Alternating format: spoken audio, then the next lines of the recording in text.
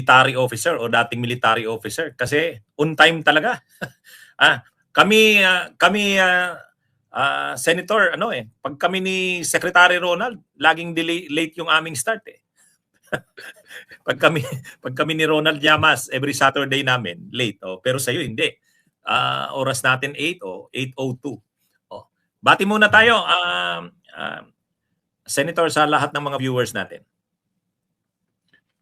Magandang gabi sa iyo. Una-una, Attorney Enzo, Attorney Ricky, at sa ating mga viewers. Okay, actually, after nung namin, yung last na talakayan namin ni Senator Trillanes, nakiusap ako sa kanya, sabi ko, pwede bang kapag may mga importanteng issues, maimbita ko siya uli? Ayun. Ay ngayon, maraming mga importanteng issues na gusto nating makuha ang reaksyon ni Senator Trillanes. Hindi na ako magpapatagal pa ng kasi malamang mayroon pang mga appointment si Sentry. Unahin ko na muna, Sentry. Ito, nung nakaraang araw, yung kay kasi yung mayroon kang comment kay Secretary of Interior and Local Government John B. Remulla. Ang comment mo, sana si SILG Remulla bawas-bawasan yung mga press con at interviews kasi napakarami niyang trabaho. Yung mga marami siyang dapat hulihin na ngayon at large pa rin. Sinight mo si Bantag, sinight mo si Atong Ang. Kaya sabi mo sana fokusan ni kasi ang daming nawawala na dapat maaresto. Ay ngayon nag-react si SILG Remulla doon. Sabi niya, sana naman makita naman ni Senator Trillanes yung magaganda naming ginagawa. Anong reaction mo dyan, Sentry? Yung sa atin na lang naman po, Attorney Ricky, ito ay constructive criticism.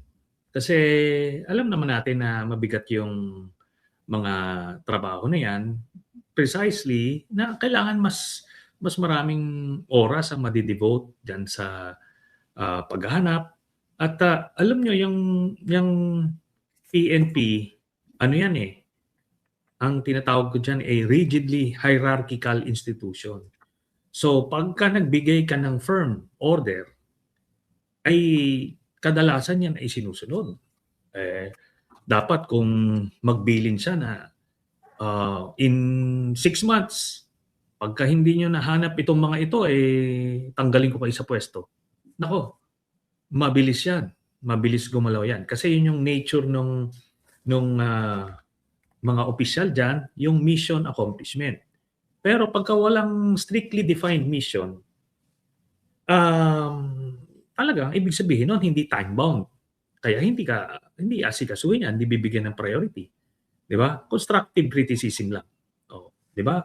Kung ilan na to kasi dami na mga VIP na nawawala, Atong Ang, si Leonardo, Bato, Bantag, o kahit sabihin man ng wala daw warrant si Bato. Kaya hindi niya hinahanap, ay hindi niya inaaresto, pero sabi mismo ng kapatid niya hindi naman ako yung source Di ba yung kapatid niya? Ang nag-announce na meron, hindi dapat bigyan niya naman ng benefit of the doubt na totoo yung sinasabi ng kapatid niya, si Ombudsman Boying Remulla, when he announced meron ng warrant. So, nobody is in a position to confirm that, pero very confident naman si Ombudsman hindi naman nire-retract yun. At in fact, may mga sumunod pa na nag-affirm noon. Dapat, in anticipation of that, meron siyang tinatrack na nila. Yun po yun. Pero ang maganda din doon, Sentry, nag-commit siya doon sa interview na yon. Nag-commit siya. Public yung commitment niya. At least, dahil sa sinabi mo, nag-commit siya doon. Sabi niya doon sa interview sa kanya. Ito, pag lumabas yung arrest warrant ni Bato, ako mismo, pupunta ako doon, isi-serve ko sa kanya yung warrant. Yan. At least hindi niya na maano yun kasi at least mayroon siyang ganung sinabi. Yeah, ang problema kasi doon, attorney, those are, kumaga, talking big lang yun eh.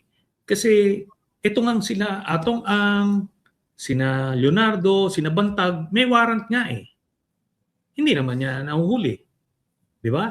Bakit natin ngayon pangahawakan? Kung lumabas yung warrant daw, huhuliin niya.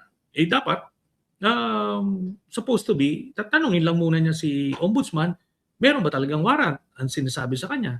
Kung naniniwala sa kapatid niya, di take his word for it, di hanapin niya at huliin niya. Di ba? So, yun lang naman yun eh. At ang sinasabi ko nga, ang nature ng PNP as an organization, magbigay ka ng mission sa kanila na dapat time-bound, hindi open-ended. No? Na kung kailan na lang nila maano. Yan, sabihin niya doon sa PNP, o si Bantag, matagal na itong nawawala. Bigyan ko kayo ng ilang buwan.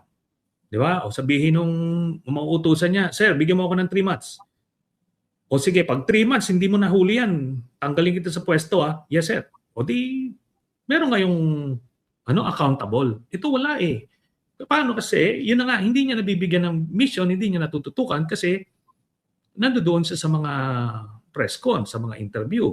Di ba? So yun ang naging problema dyan. Constructive criticism po yun.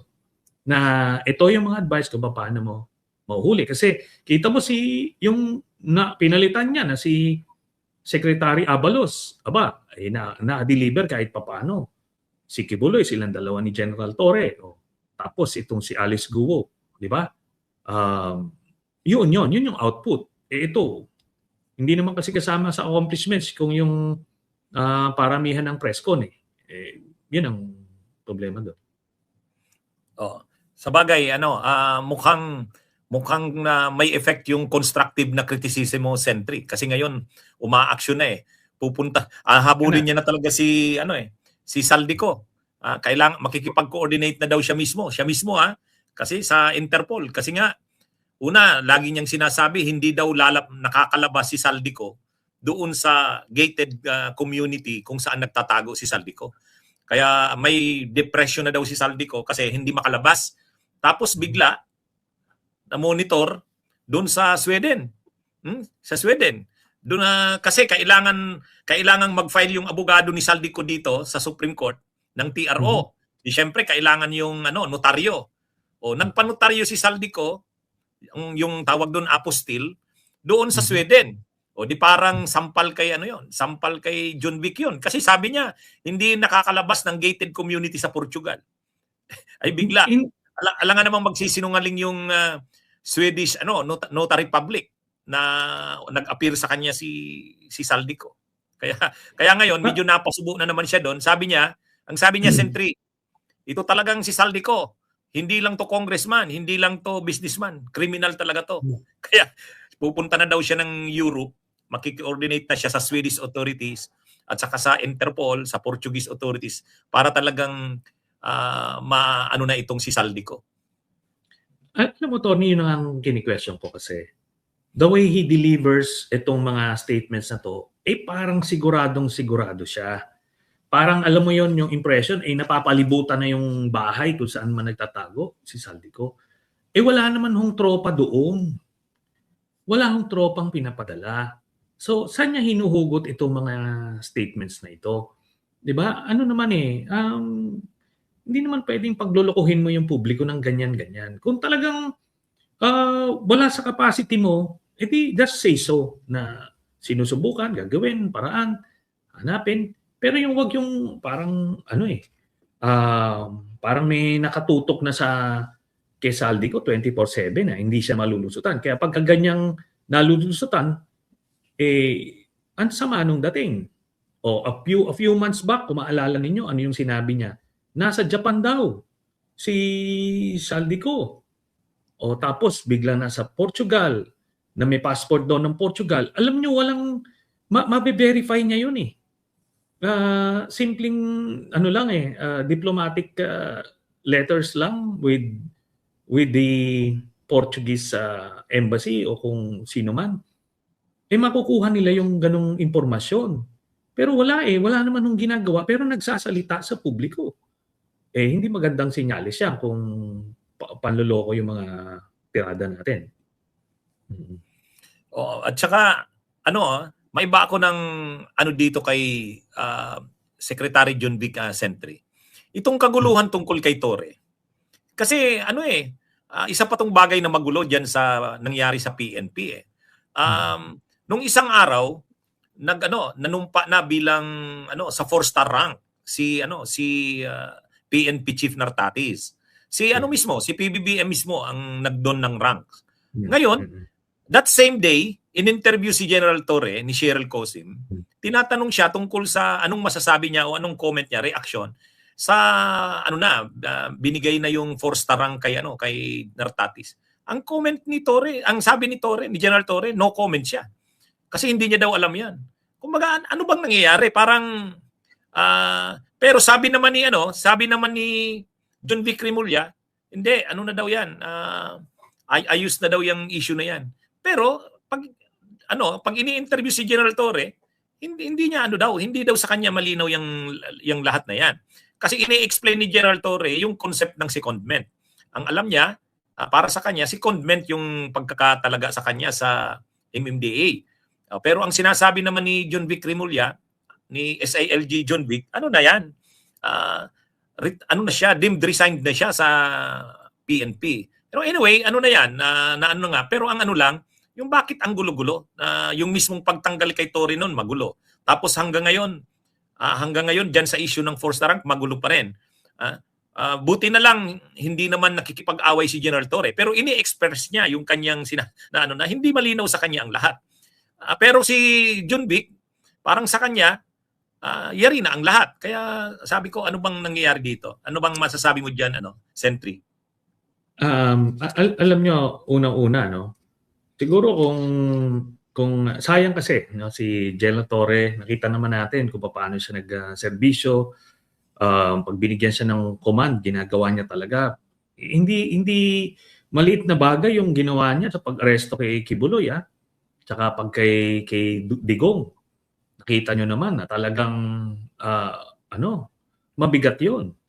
Pero ginawa niya, in-execute niya.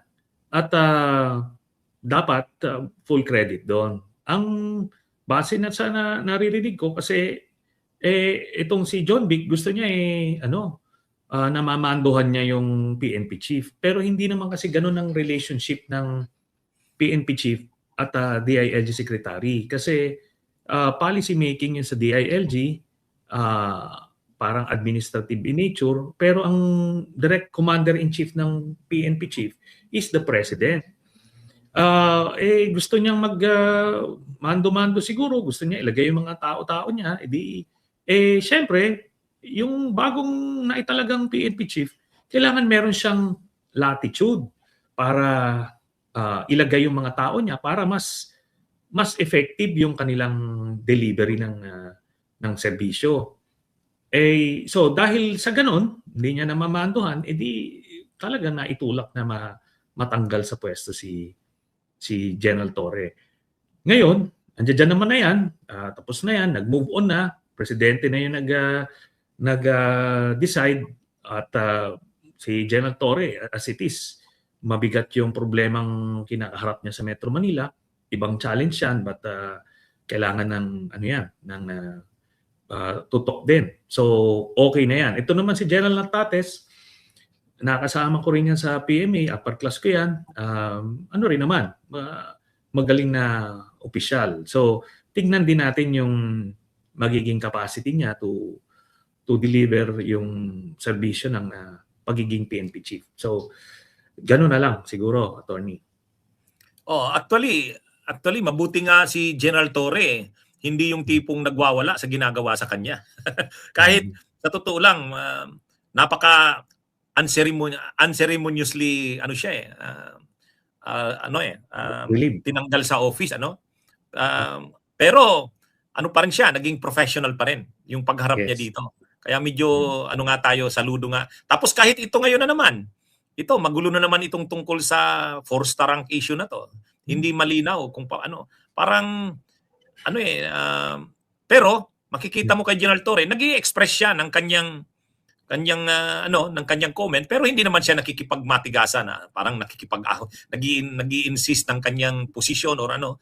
Kaya mabuti na lang ganun si General Torre. Kung iba siguro, yung ginagawa nila SILG Junbic sa kanang Napolcom, siguro iba na yung Sentry ang magiging reaction. Kaya anyway, sabi naman ni General Torre, siya naman hindi naman siya after sa posisyon eh. Kung anong trabaho, tatanggapin niya. Kaya lang tama rin 'yon, nag-i-express din siya ng kanyang observation or frustration. Oo. Anyway, and technically Tony, madagdag ko lang. Ang pagiging general manager ng MMDA, undersecretary yan ang rank. Ang PNP chief kasi is assistant secretary ang rank. Kaya ano yan, technically promotion pa rin 'yon. Yung kung terms of scope of responsibility, mabigat ito kasi mga citizens ito, mga 15 million, 15 to 20 million Metro Manila residents ang So ibang nature lang, ibang challenge, but mabigat rin na responsibilidad. Actually, kung maipapakita kung magiging maganda ang accomplishment diyan ni General Torre, kasi ano yan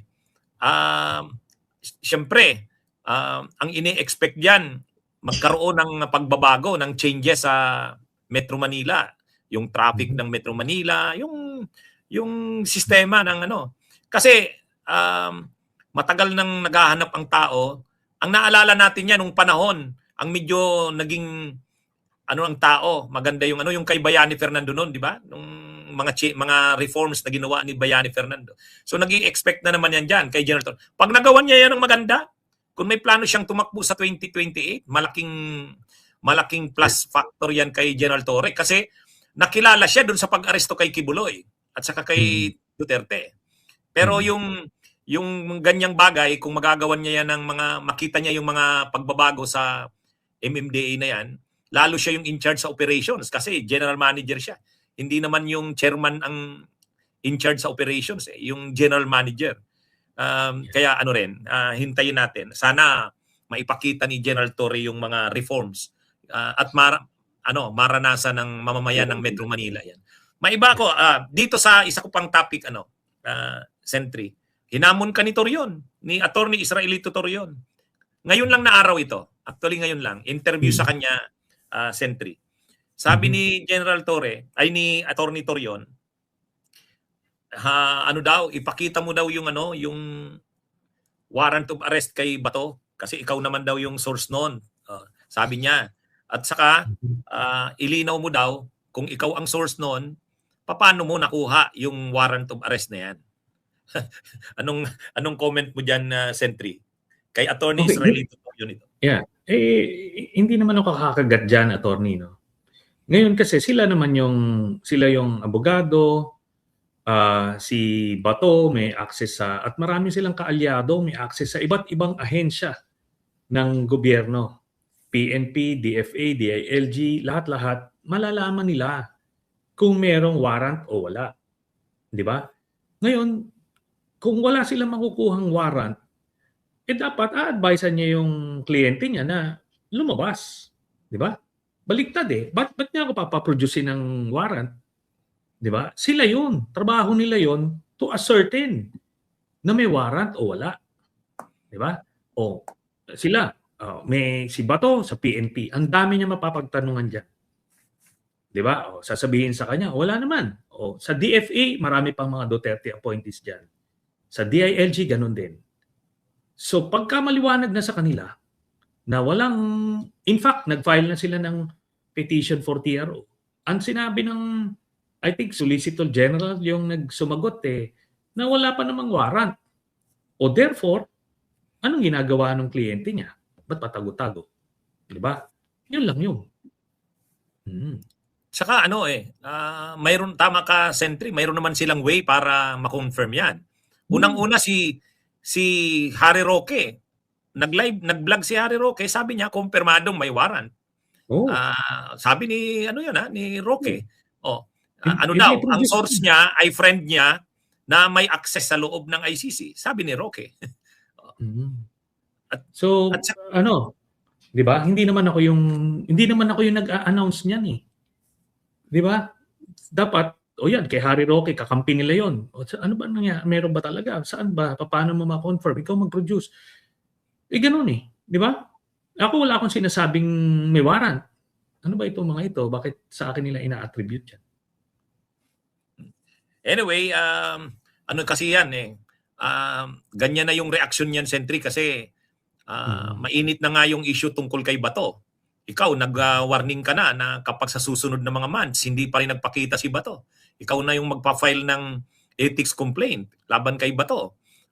At ngayon, ano na rin, pino-float na rin ni Senador Ping Lacson na posibleng i-hold yung sweldo ni Bato. Ano yon, nagiging open na sila sa ganon. Kasi hindi naman nila pwedeng sa susunod pang mga buwan, patuloy pa rin nilang parang i-ignore yung issue na yan kay Bato. Kasi, ano nga, wala pa namang, si Senador Ping Lacson na mismo ang nagsabi, huwag ka na munang magtago kasi wala pa naman ang warrant of arrest eh. Magtrabaho ka muna. Kaya sa totoo lang talaga, nagiging katawa-tawa si Bato dito eh, na bakit nagtatago siya, wala pa namang warrant of arrest. Ano yan? Alam mo dito, attorney, in this day and age, di ba, social media age, palagay mo kung may warrant, talaga, hindi pa sisingaw yan? Di ba dapat may maglalabas na yan na kopya sa social media o saan-saan? Ba't ganun? Ba't wala? Di ba? So, ibig sabihin, wala. Di kung wala, di lumabas siya. Kung hindi siya lumalabas, pero walang warrant, ibig sabihin, nagbubulakbol na siya niyan. Di ba? Ano bang timetable binigay mo? Dati ang narinig ko, ang sabi mo kapag yung pagbukas uli ng session ng Senado. Pero lately sabi mo posibleng March. Ano bang binibigay mong timetable sa paglabas nito? Binibilang namin at least siguro 6 months na absent siya or basta siguro March. Pwede na rin siguro para lang masagot niya kung ano ba dahilan niya, bakit hindi niya maano. Ngayon kung wala siyang position, hindi mo, kasi kailangan ma-register niya yung opposition niya. Di ba? Pagka tinanggap ng ethics committee yan, kailangan sasagutin. Ngayon, ano isasagot niya? Kailangan siya sumagot. So, paano niya sasagutin yun? O ngayon, kung wala naman dahilan, ano yun? Pwede talaga siyang i-censure. Parang, di ba? Ayoko lang pumasok. Ano ba yan? Bulakbol na lang. Pagkatapos mo ma-elect, hindi ka nasisipot. Niloloko naman natin yung mga kababayan natin yan. So baka March, tignan natin, thereabouts, mga last week of March, early April, yun na yung, so far yun yung decision. Dito nga pala sa sa ICC pa rin tayo, Sentry. Nasa dahig ngayon si Sara. Nung isang araw, nag-live siya kasama nung mga vloggers ng DDS doon. Napanood ko mismo yung niya, ikaw yung pinapatamaan ni Sara tinanong si Sara ng mga followers nila doon, ano po bang masasabi nyo tungkol sa ni dating Senador Trillanes doon sa mga sinampang kaso laban sa'yo? Tinanong si Sara. Ang sabi ni Sara Duterte, nag-usap daw sila ni Digong, ng father niya. Ang sabi daw ni Digong, wag ka na lang daw pansinin kasi political scam ka daw. Anong comment mo dyan, Sentry? Diyan naman sila magaling, attorney, sa mga yung name calling, no? Kasi wala nga silang mabigat na sasabihin or may saysay na sasabihin. Pero ito naman yan, kung ano man yung tawag nila sa akin, political scam, tapos sabi, wala naman daw naniniwala sa akin. Kahit wala nang naniniwala sa akin, isa lang ang naniniwala, okay na sa akin. Alam niyo kung ano yan, attorney? Yung ICC. Di ba? Yung ICC naniwala sa akin di ba? Andiyan dyan ngayon. Pero ito, the past few years, lalo na nawala na sila sa pesto, maraming naliliwanagan. Kasi maliwanag naman po yung mga pinapakita natin, di ba? Kaya anong relevance noon? Yung political skunk, ano ba yan? Trililing, aso, ano ba yan? Sundalong kanin. They can call me kahit na pero it will not change the fact na nandoon ngayon si Digong na nakukulong dahil dun sa mga ebidensya na naipakita sa kanila sa ICC At dahil nga doon sa mga krimen na ginawa niya. Ganun na lang po yun.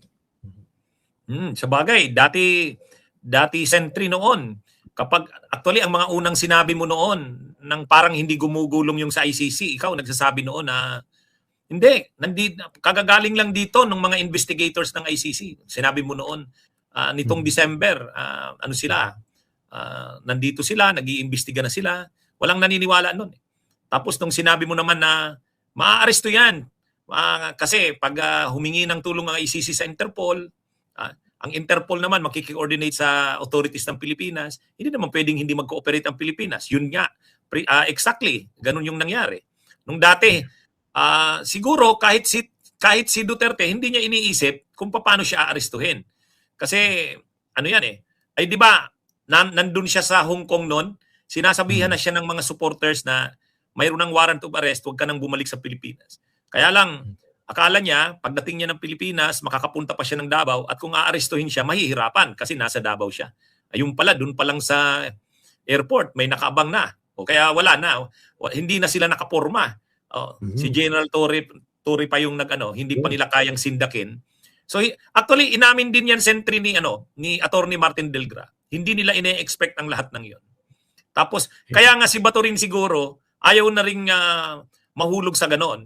Kaya sobra ka pa siguro na ngayon si Bato. Kaya sobrang galit sa iyo ang mga DDS kasi nakikita nila na ang mga ginagawa mo at sinasabi mo nagkatotoo. Yun nga, Tony, no? Alam niyo noon pa, ilang taon na ang lumilipas, palagi nilang sinasabi, asan na yung ICC mo, puro ka ICC, di ba? Sabi ni Bato, puro ka lang ICC dyan. Nung panahon na yan, hindi pa na uhuli si Digong. Kasi sabi nila, ang dami nilang, talagang naniniwala sila sa sarili nilang propaganda. Sinasabi nila, wala daw yan, hindi daw totoo yan. Tayo naman, ginagawa lang natin yung kung anong nararapat, di ba? Pero ito sa yan? Doon sa mga supporters ni Duterte na galit sa akin. Bakit ba sila nagagalit sa akin? Meron ba akong pinapatay? Meron ba akong ninakaw? Ano bang krimen na ginawa ko? Sa mata nila, ang pinakang krimen na ginawa ko is tumitindig ako laban dun sa iniidolo nila. Hindi naman krimen yun, di ba? Pero sa mata nila, ganun, galit na galit. Parang sinunog ko yung bahay nila, attorney. Kung paano sila magalit sa akin. Pero pagka huminahon sila at i-analyze nila objectively, ano ba ang ginawa ko sa kanila personally at bakit sila galit na galit sa akin? Wala silang makikita. Yan naman po yun. Sa bagay, hindi lang naman yung mga supporters ng Duterte ang galit na galit sa iyo Mismong si Duterte galit sa iyo Nakita mo yung nandun kayo sa hearing ng House? Hindi makapagpigil sa iyo sino bang namamagitan lang sa inyo? Si Laila yata saka si Cheljok noon. Dalawang tao yata ang nasa pagitan nyo, saka si Father Flavi, Father Flavi. Kami dalawa. Tapos, si Father Flavi tsaka si Kong Laila ang nandoon sa gitna namin. Oo. Hawak niya na yung mic, ibabato sana sa iyo Pero nagpapaawat naman. Nagpapaawat. Kasi nung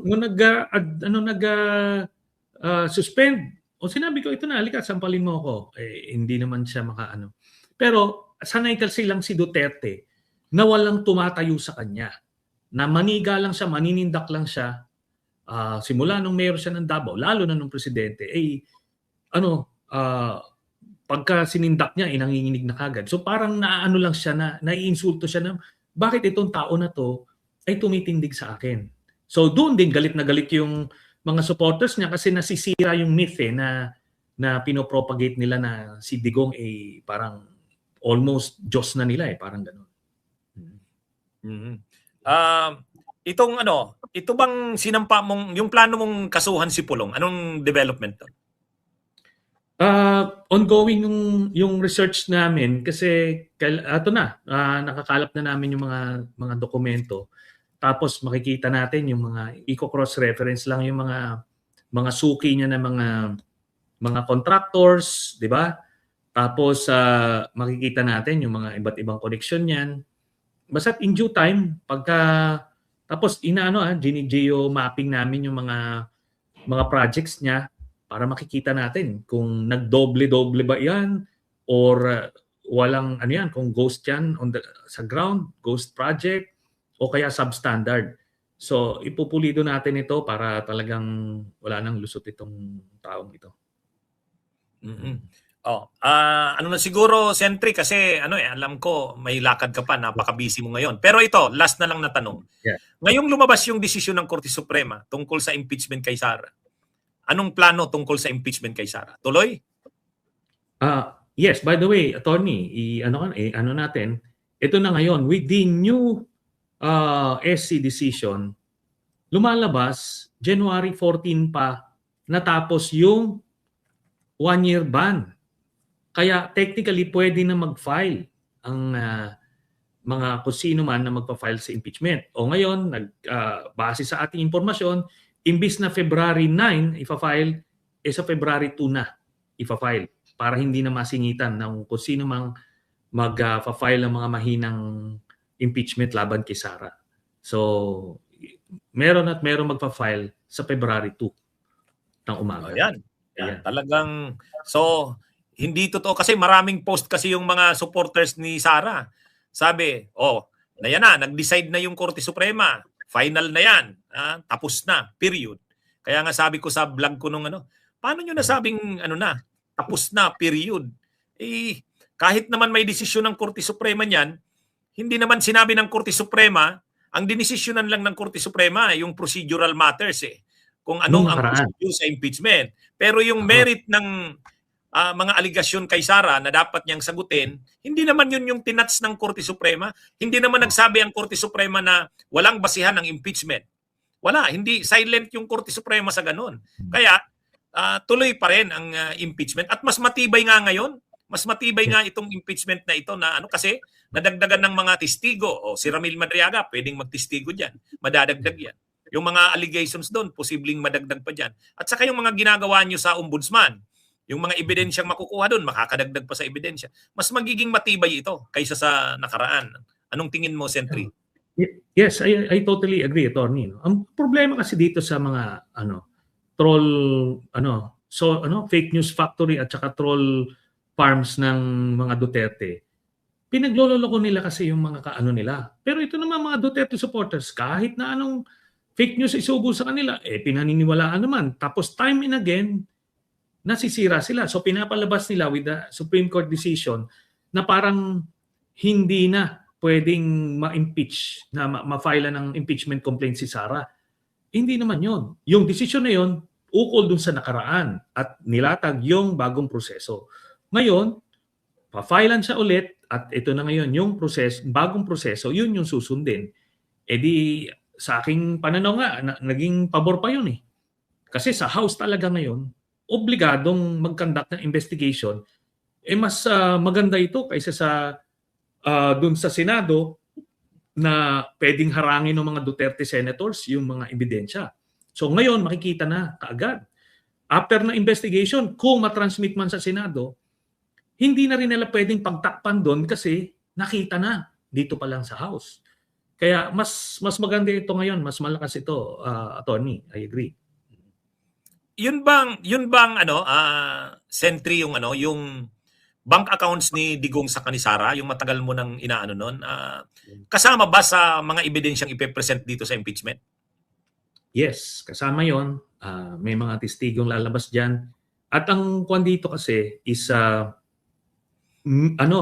exemption 'yan sa Anti-Money Laundering Act, yung bank secrecy law pagka in cases of impeachment. So dito, bukod dun sa inailabas ko na na-confirm na, ito ay pwede pang kumuha pa. Kasi yung sa akin, ang covered lang nung nakuha kong dokumento, mga 2016 lang ngayon, may madidiscover pa yan. Kasi Vice President siya hanggang ngayon. So pag lumabas dyan, at ako naniniwala ako, bilyon-bilyon ang pera ni Sara Duterte at Mans Carpio. Pagka lumabas naman yan, siguro naman yung mga supporters ni Sara mamulat naman yung mata para naman kayong kulto na kung hindi pa kayo maniniwala. Yun po yun. Okay, so maganda pala. Marami tayong abangan. Kasi doon sa doon kasi sa investigation ng Kamara noon, ng House, yung House Committee on Good Government and Public Accountability, hindi naman na pag-usapan yung bank accounts na yan. Actually, yung confidential funds ang nasentro doon. Pero dito pag nag-hearing dito sa Justice Committee, ang nagsabi na mismo kasi yung Korte Suprema, dapat ilabas yung mga ebidensya sa House pa lang, hindi sa Senate. Kasi dati, di ba, ang parang doon sa Senate lalabas yan sa trial. Ang sabi ng Supreme Court sa desisyon nito, hindi, kahit dapat dito pa lang sa House, habang pinafile pang impeachment, ipakita na yung mga ebidensya. O di sige, mabuti nga yun, tama ka, Sentry. Kung gusto nilang dito pa lang, pag-usapan na sa Justice Committee, maganda yan. Para talagang matibay yung para pagdating din sa Senado, mahihirapan na rin yung mga senador na nagdadalawang isip. Kumaga, napakalinaw na ng mga ebidensya. Anyway, so February 2, abangan natin. Tuloy ang impeachment kay Sara kahit sa kabila nitong desisyon ng Korte Suprema. Pasensya na, Sentry, na napahaba ang talakayan natin, pero marami tayong na-cover na mga issues. Maraming salamat, Attorney Enzo, at sa ating mga viewers. Okay, salamat. Gangster, we do that better than anybody. I bet you got it twisted, you don't know who to trust. So many player hating niggas trying to sound like us. Say they ready for the front, but I don't think they know it. Straight to the depths of hell is where them cowards going. Well, all you still down, nigga, holler when you see me. And let these devils be sorry for the day they finally free me. I got a caravan of niggas every time we ride. Hitting motherfuckers up when we pass by. Until I die, live the life of a boss player, cause he